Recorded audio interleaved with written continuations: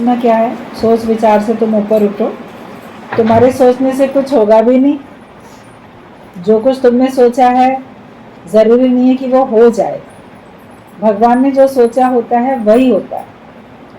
मनुष्य अपनी बहुत चलाता है, बहुत सोच विचार करता है, बहुत प्लानिंग करता है, आगे के लिए पता नहीं कितने सालों तक की आगे की प्लानिंग कर लेता है। लेकिन ईश्वर ने जो उसके लिए प्लानिंग कर रखी होती है होता तो वही है। ज्ञानवान इस बात को समझ जाता है।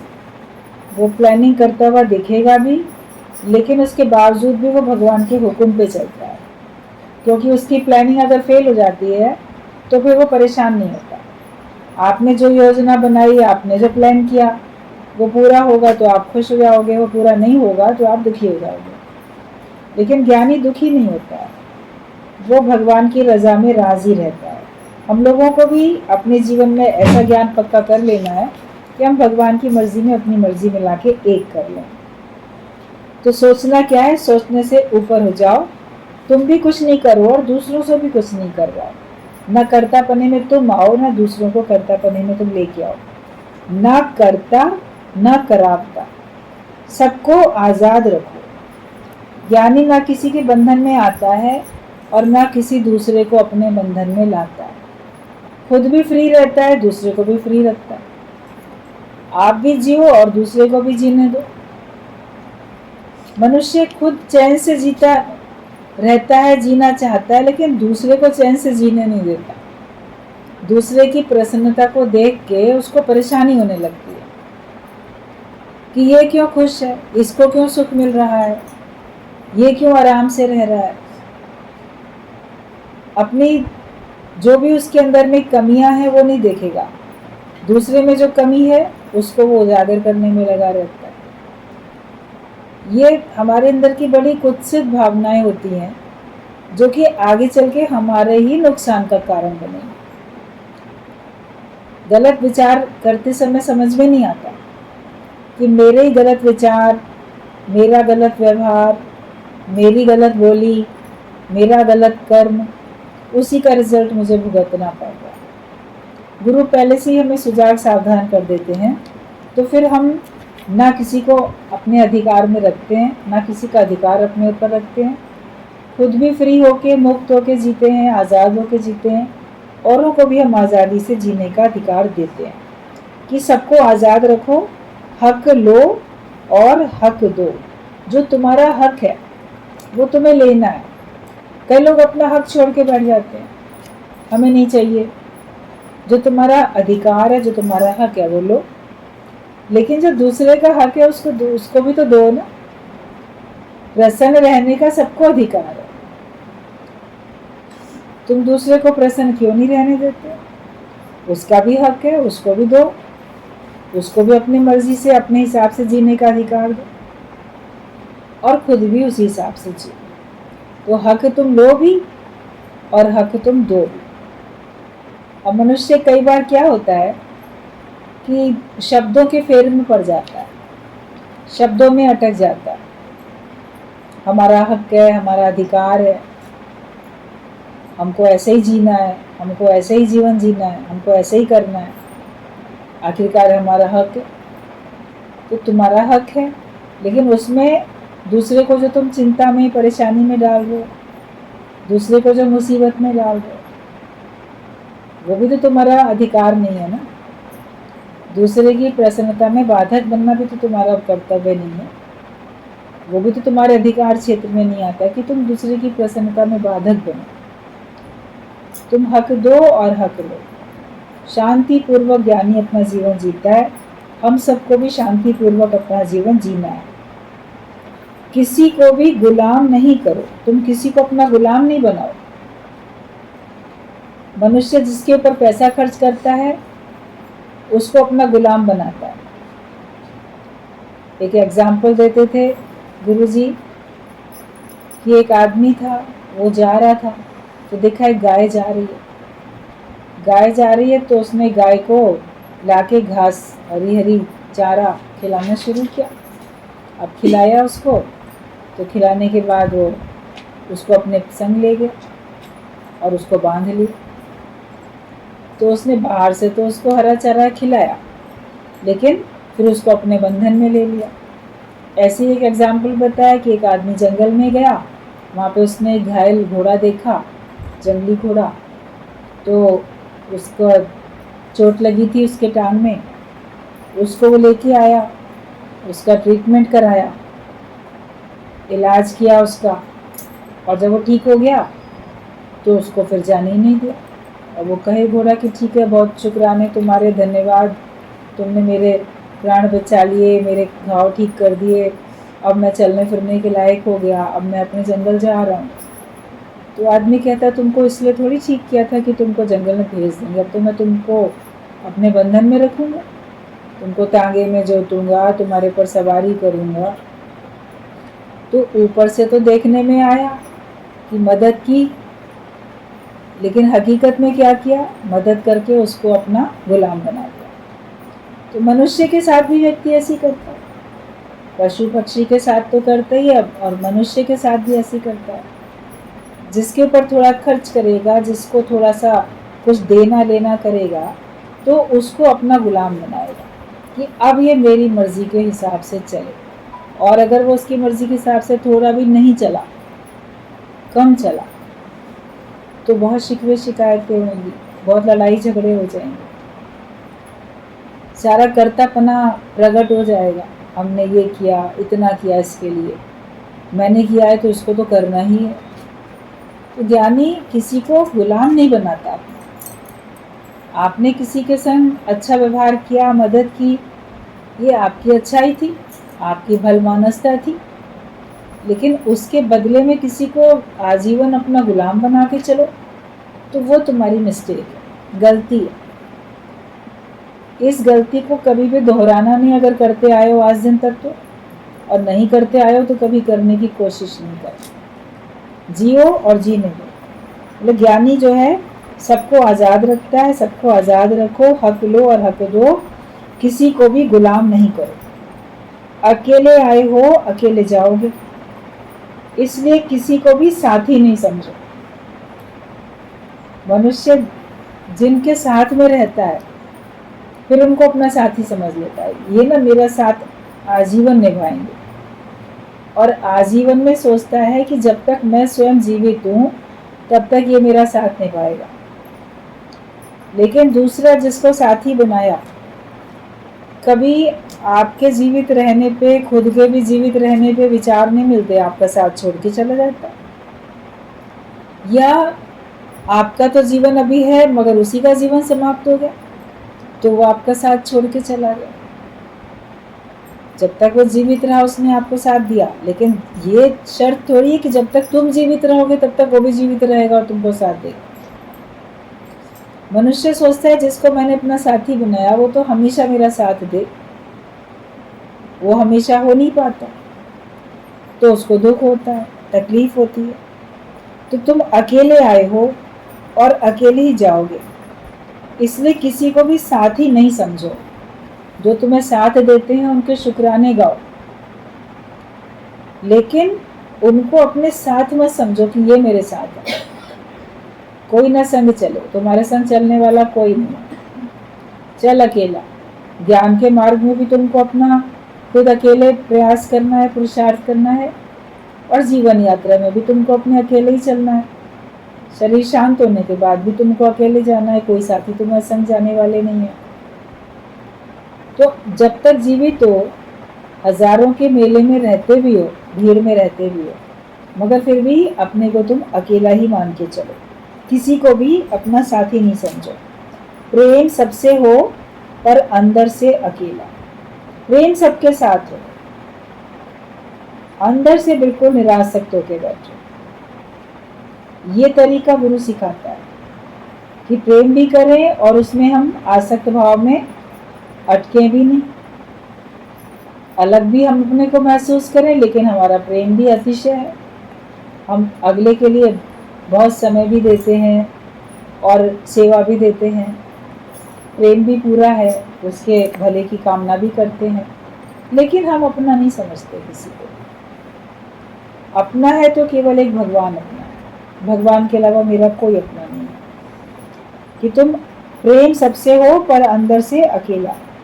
जो कुछ तुम्हारे पास है वो अमानत की गठरी समझकर बांध कर अलग एक तरफ करके रखो कि किसी भी समय भगवान ले जाएगा। जो कुछ तुम्हारे पास है, जड़ पदार्थ या चेतन है, जो जड़ पदार्थ है वो भी कभी तुम्हारे चले जाते हैं। कोई चोर चोरी करके ले जाता है, कभी आप ही की लापरवाही से आपका सामान कहीं छूट जाता है, तो खो जाती हैं आपकी चीज़ें, उसमें मन दुखी होता है।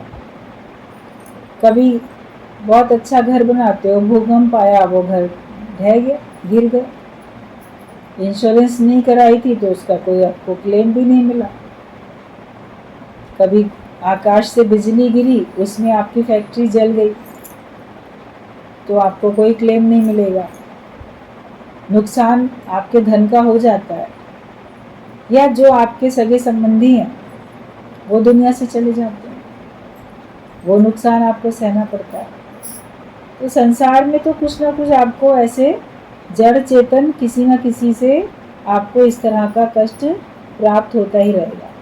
लेकिन ज्ञानी सबको भगवान की अमानत समझता है, चाहे वो जड़ माया हो या चेतन प्राणी हो, वो सबकी एक गठरी बना के अपने गेट के बाहर अपने संकल्प से रख देता है कि भगवान तेरी अमानत है, मैंने इससे काम उतार लिया, अब तुम जब चाहो इसमें से जिसको चाहो ले जाओ। आपने अपना कोई काम करने के लिए पड़ोस से कोई चीज़ मांगी और ले आए आप वो वस्तु, जिस काम के लिए लाए थे वो काम आपने कर लिया, फिर उसको संभाल के किनारे रख देते कि हम उसके घर पहुंचा के आएंगे, और नहीं तो वो जिस समय मांगने आएगा हम बहुत खुशी से उसको दे देंगे थैंक्स कह के कि आपकी चीज़ ये लो, क्योंकि हमने जिस कार्य के लिए वो चीज़ ली थी हम वो काम कर चुके हैं।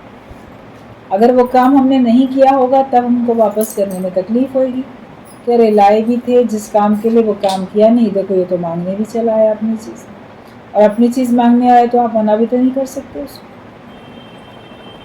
तो भगवान अपनी वस्तु तो लेता है, आप उसको मना भी नहीं कर सकते, लेकिन काम उतार के बैठो,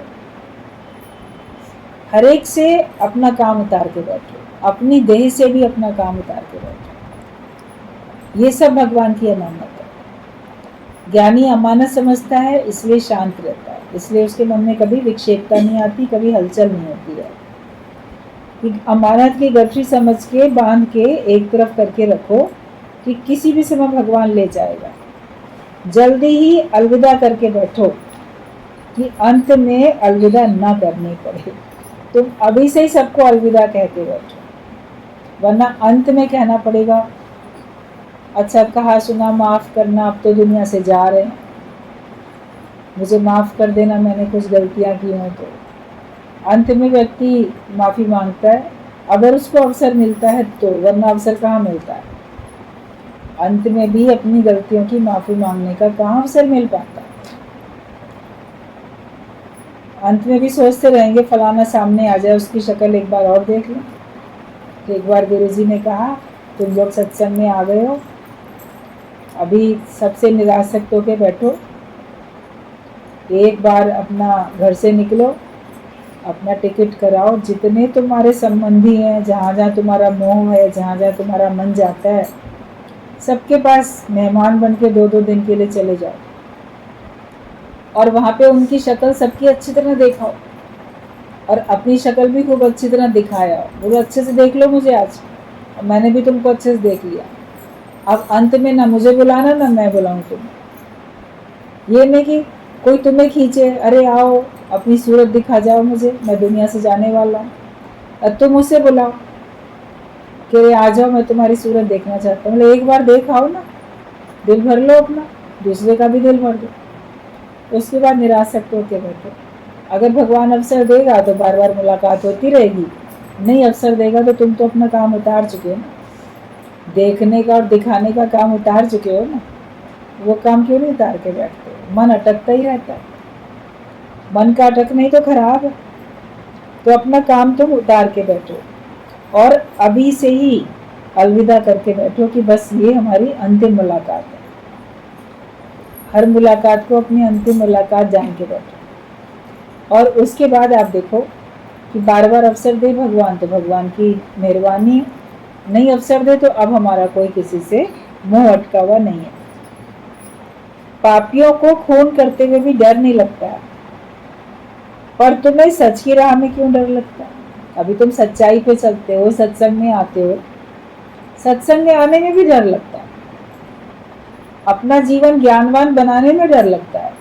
लोग नाराज होंगे, घर वाले नाराज होंगे, समाज क्या कहेगा, अभी तो जवानी है, अभी से क्यों सत्संग में जाती है ये, अभी इसको तो जगत के काम करने हैं, ये जवान लड़की क्यों सत्संग में चली जा रही है, जवान बहू क्यों चली जा रही है, ये जवान लड़का क्यों चला जा रहा है सत्संग में, लोग क्या कहेंगे।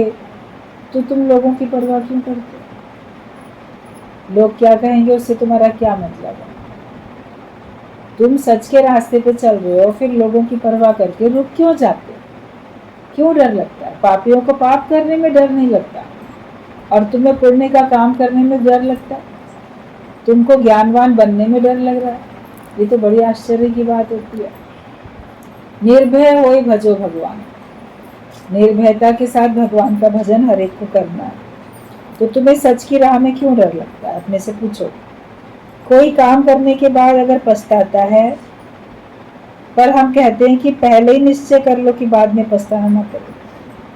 कोई लोग तो काम करने के बाद पछताते रहते हैं, मुझे ऐसा नहीं करना चाहिए। गुरु कहते हैं पहले ही अपना निर्णय ले लो, पहले ही निश्चय पक्का कर लो, फिर ताकि बाद में तुम्हें पछताना ना पड़े। कल भी शाम को हम लोग की बात चल रही थी कि निर्णय लेने की शक्ति होनी चाहिए अपने अंदर में। सोच समझ के आप फैसला करो, सोच समझ के निर्णय एक बार लो, फिर कोई कार्य करो, और फिर उसके बाद पछताओ नहीं। जब अपने मन के मुताबिक फल नहीं मिलता तो मनुष्य पछताने लगता है। वैसे तो बड़ा सोच समझ के ही उसने फैसला किया था, लेकिन उस फैसले में भी जब उसको अपने मन के मुताबिक हर फल नहीं मिलता तो वो पछताने लग जाता, और वरना मन के मुताबिक फल मिलता तो नहीं पछताता। अब तुम्हारे मन के मुताबिक तुमको रिजल्ट मिले या ना मिले, पछताना नहीं, पहले ही सोचो। और सत्संग को दोष लगाओ नहीं। आप पहले ही निर्णय कर लो तुम्हें ज्ञानवान बनना है कि अज्ञानी होकर रहना है। ज्ञानवान बन के रहना है तो गुरु की बात मान के उसके हिसाब से अपना जीवन जियो, फिर जो होगा देखा जाएगा। अज्ञानी बन के रहना है तो अभी से ही चले जाओ अज्ञान में, फिर अपना और गुरु का समय क्यों बर्बाद करते हो? जब तुम्हें अपने मन की ही चलानी है तो फिर सुनने के बाद तो और दोषी बनते चले जाओगे कि सही बात समझ में भी आ गई थी, फिर भी हमने गलत काम किया। गुरु जी बोलते थे पढ़िया होए गुनहगार। जो वकील अगर वकालत की पढ़ाई पढ़ के वकील बन गया, फिर कोई अपराध करेगा तो ज़्यादा दंड मिलेगा, क्योंकि उसने तो कानून की पढ़ाई पढ़ी है। तो तुमने ये सत्य का ज्ञान अभी लिया है, ब्रह्म ज्ञान लिया है तुमने, तुम्हें अच्छे बुरे का सब ज्ञान है, फिर अगर गलत काम करते हो तो तुम अधिक दोषी हो जाते हो। तो इसके लिए निश्चय पहले ही कर लो ताकि बाद में तुम्हें पछताना ना पड़े। लड़ाई करने के बाद में सुलह नहीं करो, पर पहले से ही सुलह समझौता करो। पहले खूब लड़ाई करेंगे, उसके बाद सुलह करेंगे। कोई लोग बीच में मीडिएटर बनेंगे, चलो दोनों का झगड़ा सुलझा दें। कभी कोर्ट में जाके सुलझाएंगे अपना झगड़ा, कभी पंचायत करेंगे, कभी कैसे करेंगे।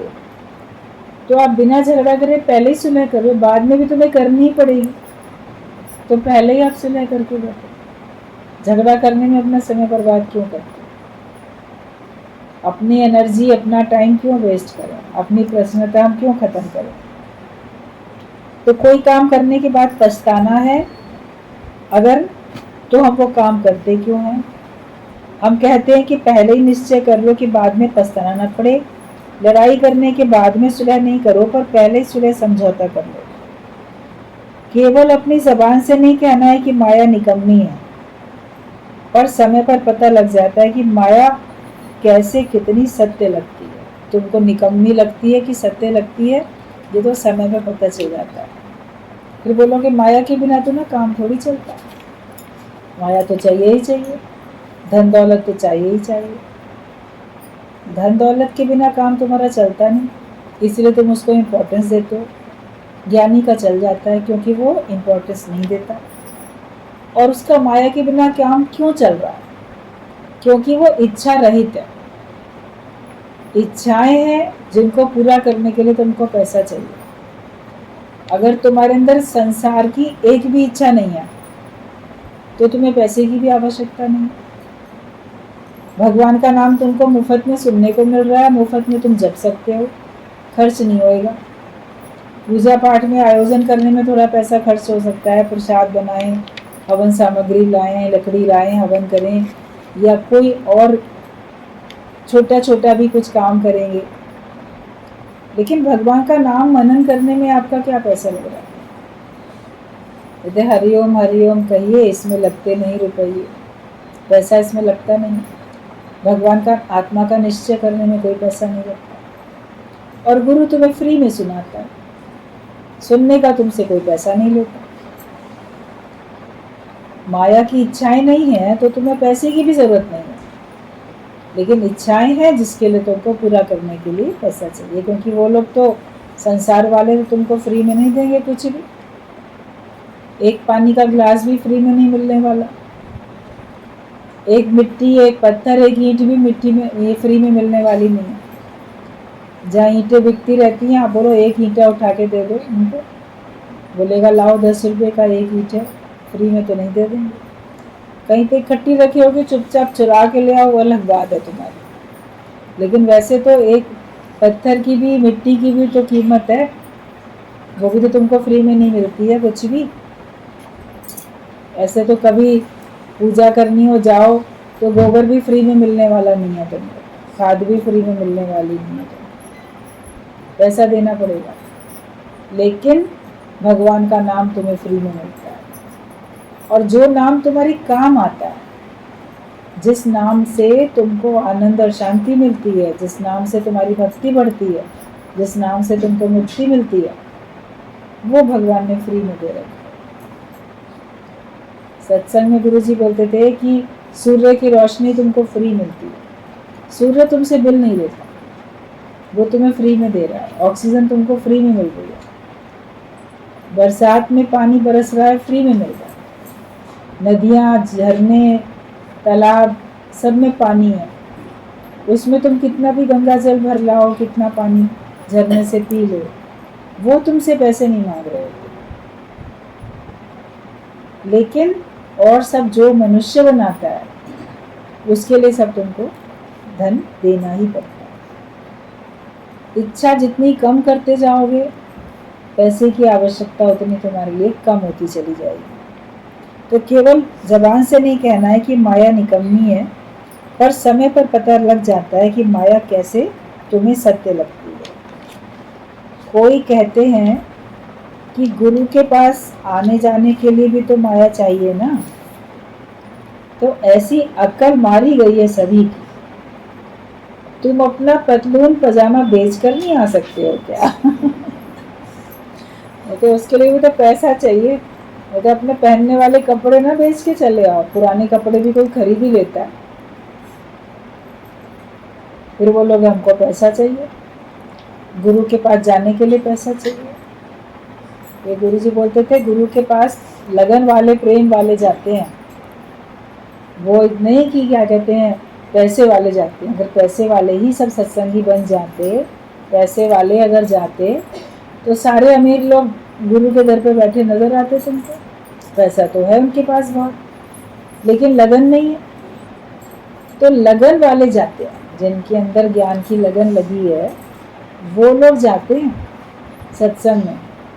बाकी धन दौलत वाले तो धन कमाने के लिए या धन को खर्च करने के लिए या धन से सुख पाने की आस में ही बैठे रहते हैं, धन को और अधिक जमा करने के लिए बैठे रहते हैं। और तुम्हें अगर चाहिए गुरु के पास जाने के लिए पैसा, घर में कोई टीन, बोतल, डब्बा, कबाड़ी का कोई सामान, कुछ ना कुछ मिल ही जाएगा, पुराना रद्दी, पेपर, कुछ नहीं होगा। तुम्हारे कपड़े तो होंगे, तुम्हारे जेवर हैं, कपड़े हैं, पुराने बर्तन हैं, चीज़ें हैं, बहुत कुछ घर में होता है जिनकी तुम्हें कम आवश्यकता होती है। पहले ज़माने में महिलाओं के पास में बहुत भारी भारी साड़ियाँ होती थी, जिनमें सच्चा चांदी, सोना, उन सब से वर्क होता था। इतनी बनारसी बढ़िया साड़ियाँ होती थी, फिर उनको बेचो तो बड़ा अच्छा पैसा मिल जाता था। गुरुजी बोलते थे कि बॉर्डर भी लगे होते थे कई साड़ियों में, तो कभी कुछ अकल बताते थे कि साड़ी का बॉर्डर उतार के वही बेचा हो जाके, अगर साड़ी नहीं बेचते हो तो उसका बॉर्डर ही उतार के बेच दो, कुछ तो तुम्हें पैसा मिल ही जाएगा। कहीं ना कहीं साफ सफाई घर की करो, कुछ ना कुछ तुमको मिल जाएगा, तो तुम्हारी किराए भर का हो जाएगा। उतना भी नहीं है तो तुम्हारे शरीर में शक्ति है ना, पैदल पैदल चले जाओ, लगन वाले को रास्ता मिल जाता है। और बिल्कुल भी तुम्हारे पास शरीर में शक्ति नहीं है, धन नहीं है, तो जहाँ बैठे हो वहाँ पे लगन की जोत जला के बैठो। तुम नहीं पहुँच पाओगे तो गुरु तुम्हारे पास खुद आएगा। लेकिन ये नहीं कि तुम पहुँच सकते हो और उसके बाद भी ना जाओ, वो तुम फिर दोषी हो। तुम्हारे पास है फिर भी तुम खर्च नहीं करो। और चीज़ों के लिए तो खर्च करने के लिए है, और सत्संग में जाने के लिए बोलोगे कि हमको पैसा तो चाहिए ना, जगत वाले काम करने के लिए नहीं बोलोगे। वहाँ के लिए सारे बंदोबस्त कर्ज भी ले लेते, और वैसे बोलोगे कि नहीं सत्संग के लिए चाहिए ना, इसीलिए जा रहे हैं, बिजनेस करने इसीलिए जा रहे हैं, नौकरी करने के लिए, इसीलिए पैसे की इच्छा करते हैं। इच्छा नहीं करो, तुम परमात्मा को पाने की चाह रखो। परमात्मा व्यवस्था अपने आप बनाता है, जहाँ चाह वहाँ रहा, उसको मंजिल मिल जाती है। यहाँ आकर गुरु को भी तुम खिलाएंगे, इसलिए तुम्हें धन चाहिए। तुम सोचते हो गुरु के दर पे जाएंगे, कुछ गुरु के लिए गिफ्ट ले जाएं, वहाँ पर भी कुछ खरीद के वहाँ पे भेंट करें, तो तुमको पैसे चाहिए। तो गुरु को तो तुम्हारे से 1 रुपया भी नहीं चाहिए। कोई भेंट नहीं रखो गुरु के आगे, अपना सिर भेंट कर दो बस। शीश देते नहीं हो, भेंट का लिफाफा आप रख के चले जाओगे गुरु के आगे, और फिर अपने को छुड़ा लेंगे। सच्चे गुरु को आपके भेंट वाले लिफाफे नहीं चाहिए होते, भेंट का 1 रुपया भी नहीं चाहिए होता। तुम भेंट करो, मुलाकात करने को भेंट करना बोलते हैं ना, तुम्हारी भेंट होनी चाहिए। तुम पदार्थ देके अपना दामन छुड़ा लेते हो, घर में बैठे हैं, घर के काम निपटाते हैं, पता नहीं क्या क्या घर में काम करते रहते हैं, सारे संसार में भ्रमण करते रहते हैं, फिर बोलेंगे हाँ आएंगे सत्संग में, तो पता नहीं फिर तुम कब आओगे कि नहीं आओगे, कब तुमको भगवान इतना अवसर देगा भी कि नहीं देगा, कब तुम आओगे नहीं आओगे। गुरु को तुमसे कोई गिफ्ट नहीं चाहिए, कोई तुमसे 1 रुपये की भेंट नहीं चाहिए, तुमसे डायरेक्ट रोज मुलाकात हो। गुरु जी बोलते थे ब्रह्म ज्ञानी होता है शेर गुरु, तो तुमको शेर गुरु मिला। अगर शेर के सामने तुम भोजन थाली का लेके भर के लेके जाओ, एक थाली में भोजन लेके जाओ, किलो शेर महाराज खा लो, तो शेर क्या करेगा, भोजन की थाली देखेगा कि तुमको देखेगा? तो तुम्हारे हाथ की थाली नहीं, चाहे तुम शेर के खाने वाला भोजन ही क्यों ना लेके जाओ, जो शेर खाता होगा वो ही चाहे तुम ले जाओ, तो भी शेर उसको नहीं देखेगा, वो तुम्हें देखेगा और तुमको झपट के तुम्हारा शिकार करेगा। लेकिन कुत्ते के सामने तुम भोजन की थाली लेके जाओगे, वो तुम्हारी थाली को देखेगा, देखो मुझे मिलने वाला, तुम उसके सामने डाल दो, वो खुश होके वही भोजन खाएगा, वो तुमको नहीं देखेगा। तो संसार में और लोग जो हैं आपकी माया को देखते हैं, वो तुम्हारा शिकार नहीं करते, लेकिन ब्रह्म ज्ञानी तो तुम्हारे देह अभ्यास को मिटाता है, तुम्हारा शिकार करता है, उसको तुम्हारी माया नहीं चाहिए। और तुम शेर गुरु को तो तुम कुत्ता गुरु बना के रखते हो, सोचते हो ये तो कुत्ता गुरु है, इसको मैं भेंट दे दूंगा, ये उसी में खुश हो जाएगा। तो गुरु उसमें खुश होने वाला है नहीं। जो अपना जीवन नहीं बनाते हैं उनसे गुरु अंदर से खुश नहीं होते। जो ज्ञान के हिसाब से जीवन बनाते हैं उन्हीं से गुरु प्रसन्न हो जाते हैं। तो तुम सोचते हो कि यहाँ आकर भी गुरु को भी खिलाएंगे इसीलिए धन चाहिए, या अपने घर में सत्संग कराएंगे, सत्संगी आएंगे, गुरु आएगा तो हमको इतना खर्च करना होगा इसीलिए हमको पैसा चाहिए। जिस भी उम्र में हो तो तुम वानप्रस्थ ले लो। ऐसा नहीं है कि 50 वर्ष के बाद लूंगा, 50 में भी किसी ने लिया, जरा हाथ उठा के दिखाओ तो पता चल जाए। लेकिन जिस उम्र में भी सत्संग में आए हो, उसी उम्र में तुम वानप्रस्थ ले लो। घर में कुत्ते होकर अभी कब तक बैठे रहोगे? निकल कर निर्वार हो जाओ।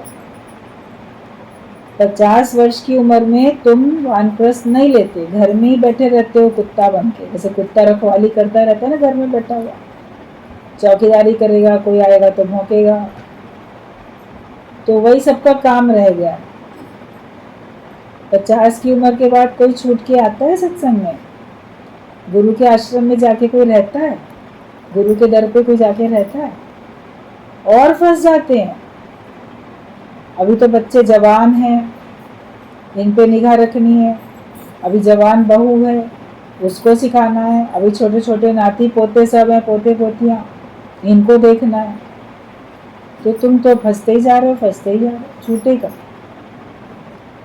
तो तुमने अपनी हालत खुद ऐसी बना के रखी। गुरु तुमको राजा बनाता है और तुम अपने को चौकीदार बना के चलते हो। तो तुम घर से निकलकर नहीं बैठते हो। दूसरे सब दुनिया के लोग कहते हैं कि हम 40 इयर्स ओल्ड हैं, यानी 40 साल के बूढ़े हैं। 20 इयर्स ओल्ड हैं, यानी 20 साल के बूढ़े हैं। ओल्ड शब्द लगाते हैं ना उम्र के लिए, एज अपनी बताने के लिए। 1 साल का भी होगा बच्चा तो 1 ईयर ओल्ड बोला जाएगा। कितना पुराना है, 1 साल पुराना इसका शरीर हो गया, 1 साल बूढ़ा हो गया ये, 2 साल का बुढ़ा है, 4 साल का बुढ़ा। ओल्ड व्यक्ति तो ओल्ड बूढ़े को भी तो कहते हैं ना, और एज अपनी बताने के लिए भी ओल्ड बोला जाता है। तो संसार में तो सभी बूढ़े हैं, कोई किसी उम्र में, कोई किसी उम्र में, मगर हैं सबके अंदर में बुढ़ापे वाले लक्षण। पर दादा कहते हैं कि मैं 75 इयर्स का यंग हूँ, 75 साल का जवान हूँ। मतलब उनके अंदर में जोश है, उत्साह है, उमंग है, तो वो अपने को जवान कह पाते हैं। जितना तुम अपनी खुदी से दूर होगे, उतना भगवान के नजदीक आते जाओगे। अपने जीव भाव से जितने दूर होते जाओगे, उतना तुम परमात्मा के नजदीक होते जाओगे। मौत को कोई अपना दोस्त समझता है तो कोई दुश्मन। पर यदि मौत आए ही नहीं तो कैसा रहे? ये सोच के देखो, हमें मौत आए ही नहीं, कोई बोलेगा मौत तो बड़ी मेरी दोस्त है। जब मौत आई, बहुत शुक्र है मैं दुनिया से जा रहा हूँ। इतना खप्पा, इतना तंग होते हैं जीवन से, वो मरने की कल्पना करते रहते, भगवान जल्दी मुझे मौत दे दे, जल्दी मौत दे दे। मौत मेरी दोस्त है, आए तो मैं उसके साथ चला जाऊँ। कोई मौत को दुश्मन समझते हैं, अरे मौत ना आने पाए, मुझे ले जाएगी, मैं तो अपने घर में बड़ा सुखी बैठा। लेकिन मृत्यु ना तुम्हारी दोस्त हो, ना तुम्हारी दुश्मन हो, तुम तो अमर आत्मा हो जाओ। मृत्यु तुम्हारे पास आए ही नहीं। यदि मौत आए ही नहीं तो कैसा रहे? किसी से भी कुछ बात करते हो, बोलते हो, तो अपने से 4 प्रश्न पूछो। आपके पास कोई आता है, बातचीत का दौर शुरू हो जाता है। तुम किसी के पास जाते हो, बात करना शुरू करते हो। तो किसी के साथ भी बैठो, किसी से कुछ भी तुम बोलो, तो बोलने से पहले अपने से तुम 4 प्रश्न जरूर पूछ लो। पहला है, किससे बोलता हूँ? दूसरा, क्या बोलता हूँ? तीसरा, कैसे बोलता हूँ? चौथा, किस जगह बोलता हूँ? तो मौन आ जाएगा। भाई मैं किससे बोल रहा हूँ? इससे मेरा बोलना जरूरी है क्या? या क्या बोल रहा हूँ, जो कुछ बोल रहा हूँ, क्या वो बात बोलनी जरूरी है? या मैं किस ढंग से बोल रहा हूँ, क्या उस ढंग से बोलना जरूरी है? क्यों बोल रहे हैं भाई, किस ढंग से बोल रहे हैं? और मैं किस जगह बैठ के बोल रहा हूँ? ये जगह वो बात करने के लिए उपयुक्त है क्या? ये बातें सोच के फिर अपने मुख से शब्द निकालो। 4 प्रश्न अपने से पूछो और उसके बाद बोलना शुरू करो, तो देखोगे तुमको मौन आ जाएगी। फिर बोलने का ज़्यादा तुम्हारा मन ही नहीं होगा। आत्मा बिन हर बात को दिल से हमेशा नाकार करो। आत्मा के बिना हर बात को इनकार कर दिया कि मुझे कोई और बात बोलनी नहीं है। और लास्ट में पूछा है कि तुम्हारा मन कैसे वश हो गया है, ये अनुभव अपना अपना लिखना। अगर तुम्हारा मन वश में हो चुका है तो कैसे वश में हुआ तुम्हारा मन, ये हर एक अपना अपना अनुभव लिखे कि इस तरीके से मैंने जाना कि मेरा मन वश में हो चुका।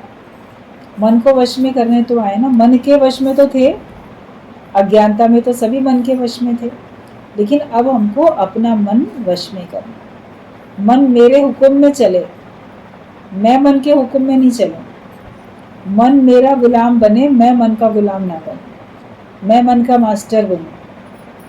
मनुष्य का मतलब ही है मन का ईश, मन का ईश्वर, मतलब मन का मालिक, मन का स्वामी।